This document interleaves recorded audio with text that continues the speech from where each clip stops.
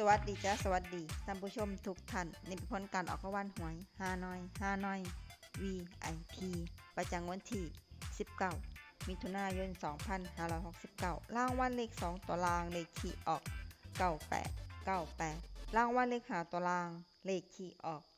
45198 45198รางวัลเลข2ตัวบนเลขที่ออก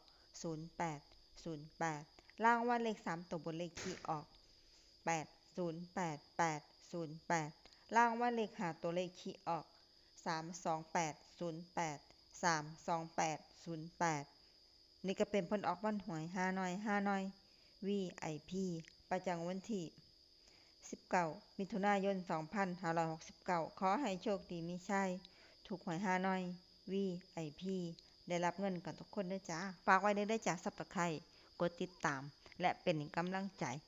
ขอบคุณทุกท่านที่เข้ามารับชมและรับฟังแล้วมาพบกันใหม่ในผลการออกหวยฮานอยในวันพรุ่งนี้สำหรับมื้อนี้ขอบคุณและสวัสดีจ้า